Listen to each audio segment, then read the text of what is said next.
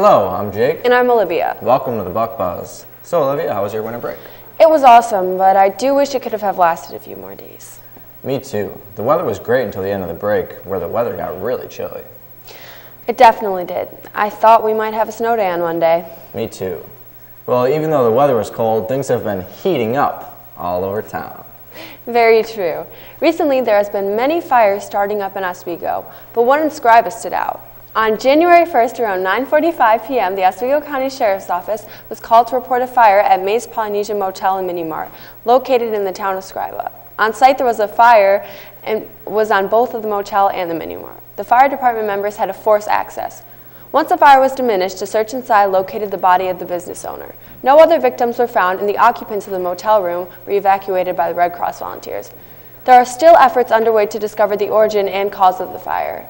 Another local business, Dunsmore Farms, also caught fire the day after the fire at May's Polynesian Motel and Mini Mart. The fire was first reported shortly before 8 o'clock that night, and according to one of the employees, the fire started due to an oil leak and spark from a motor of a truck that they were still repairing in the warehouse. Several crew and volunteer fire departments showed up on scene, and luckily no one was killed in the fire. The owner of Dunsmore Farms resides in a house nearby to the warehouse, which only sustained minor damage.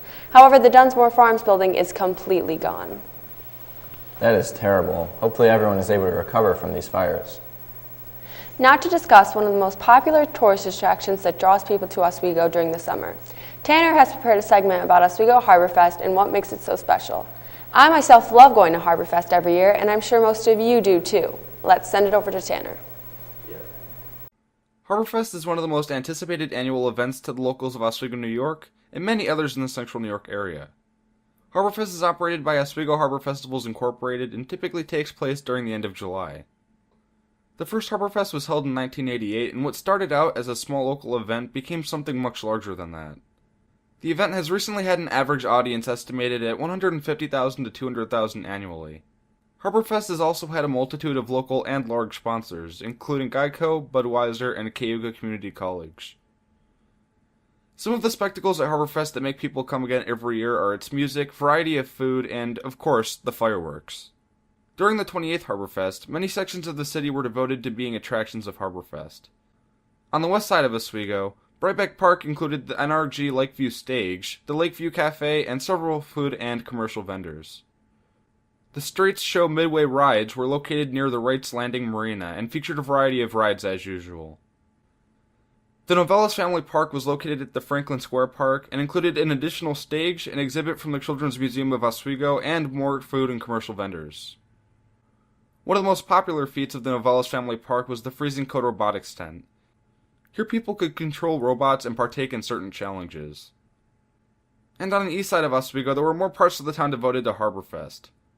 Fort Ontario was included as a part of Harborfest, and there was also a Jazz and Blues Park, as well as a river walk along the east side. People love the food, the music, and the family fun, and honestly, I can't blame them. Harborfest is an awesome Oswego tradition. Definitely it is. Now for a worldwide issue. Have you seen bullying taking place in our schools? Bullying is one of the biggest problems in today's society amongst teenagers, and there have been many initiatives to try and end it. Nate Green and Nate Schultzke, along with the help of Rafa Caro, were compelled to help bring awareness to this issue. Let's send it over to them. Hello, I'm Nathan Schultzke, here with WBUC. Recently, a WBUC correspondent, Rafa Caro, caught up with one of our own Oswego City Police officers to talk about the topic of teen violence. Let's send it over to them. My name is Zachary Mishtal. I'm a lieutenant with the Oswego City Police Department. I've been a police officer now for approximately 12 years. I'd say we do have calls that are violent in nature, fighting style calls. Not all of them escalate to the level of a crime. We do have a lot of violation styles like disorderly conduct fighting, all the way up to we have had assault and assault with weapons in the past. So we do have and we do experience some levels of criminal activity in those manners. Unfortunately, Oswego High School is subject to a lot of teen violence. Fights happen regularly and even occasionally spread virally on the internet. Fights do not always happen, but can result in serious injury and criminal charges. So, to be honest with you, violence isn't the answer to anything, and me exploding or me doing something, I could regret that for the rest of my life. And at 17 years old, little decisions, or once again, like you phrased earlier, explosive behavior could be detrimental for the rest of my career, the rest of my life. Thanks for watching on this topic of teen violence, and remember, it is never the answer. Thank you, and let's send it back to you. That was a great idea to bring awareness about bullying. Definitely. I hate seeing bullying, and it's awesome when people go against it. For more of our local school news, I'm sure most of you remember the Christmas concert that was recently held in the school's auditorium. This was actually a former tradition that was brought back by Dr. Sweeney. As a viewer of the concert, it was really cool to see all of our talented musicians and get into the holiday spirit. For more about the concert, let's send it over to Roman and Rachel. Recently, the band, orchestra, and choral members participated in a holiday concert for the students. For more information about the program, I recently caught up with Sydney Leroy, a tuba player, and obtained information about what they do exactly during the holidays.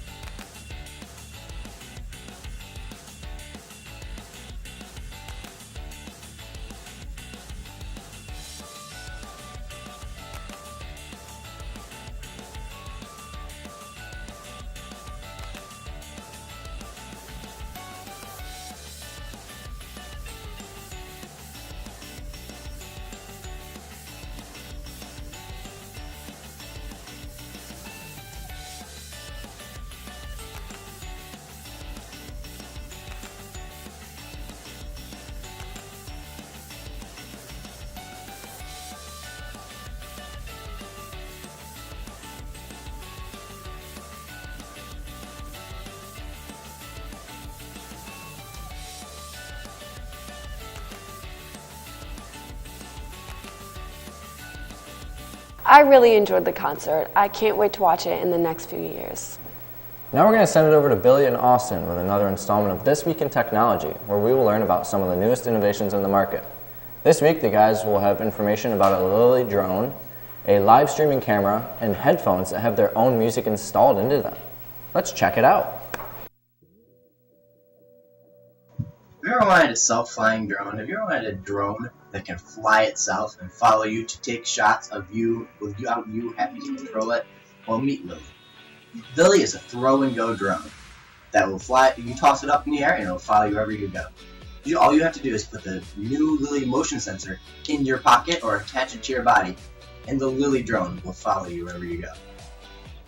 It's so easy, your grandmother can use it. It can shoot in full HD, 1080p, and it can shoot in 60 FPS so you can get those nice slow-mo shots.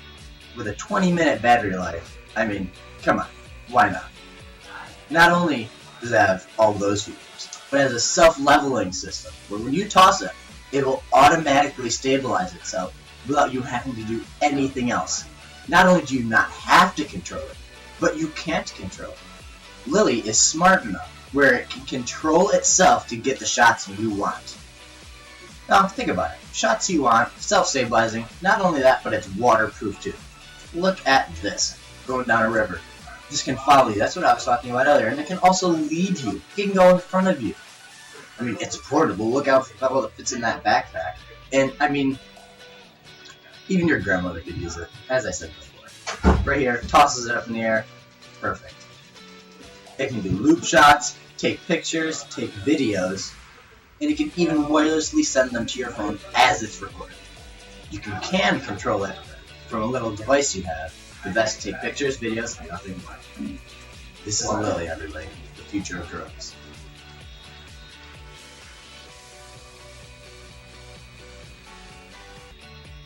Have you ever watched TV and wondered how they do it?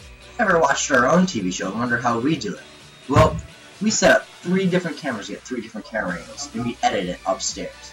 Well, you know, this cool little device called the Mobi Livestream can do all of that in one device. Not only can it get multiple different camera angles from the same camera, but it can live stream them to any source you'd like. You get 9 different shots from the same camera. You can get a widescreen shot, and it can track people's faces. You can set in your own transitions for it to automatically use, or it will come with a default transition where it will pan to the different camera angles you choose. You can go from face to a wide shot, or even to another face, and it can track it across the screen. You can control Movi to choose what you want, or you can let Movi run on its own.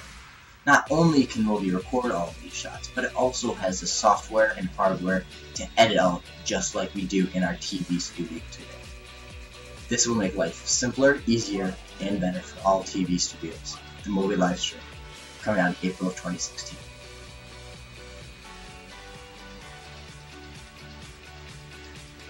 With the new IV headphones, you don't even need a phone to listen to music. Not only are they wireless, but they have a 32 gigabyte storage inside them, so you can store music inside the headphones. This is kind of like an iPod Shuffle, but built into a headphone. You use the pad on the left. You can swipe forward to skip a song, swipe back to go back a song. If you tap it, it likes the song and plays it more often. To turn the volume up, you twist the left pad forward. To turn the volume down, you twist the left pad backwards. I mean, come on. This is an insane invention. Those headphones are a really cool idea. I agree. I can't believe that no one's thought of that yet. In our local political news, William Billy Barlow was elected as mayor of Oswego, beating out Amy Trester by only a few hundred votes. Barlow will become the youngest mayor in New York as he is only 25 years old. Barlow has a history of hard work as he has been working for his family's business, Barlow Concessions, since middle school. He has expanded the business to Arizona and western New York. Barlow hopes that his age will bring fresh new ideas to the local government. Barlow stated, "I felt with my business experience and history I should run. I have leadership skills and communication skills to motivate people to do what needs to be done." Barlow will serve a 4-year term as mayor and will run for re-election if he does well and the residents want him back. Barlow stated, "I asked for the votes and the voters delivered. Now it's my turn to deliver." Hopefully Billy Barlow will be able to follow through on his plans to improve the city. Although he is young, he seems very qualified. I hope he does well. Now we're going to take it over to Greg, Miranda, and Zach, who caught up with Brandon Grant, an OHS senior, who was able to capture a victory in an essay competition. This is a really cool honor, and I'm curious to see what he wrote his essay on. Let's have a look.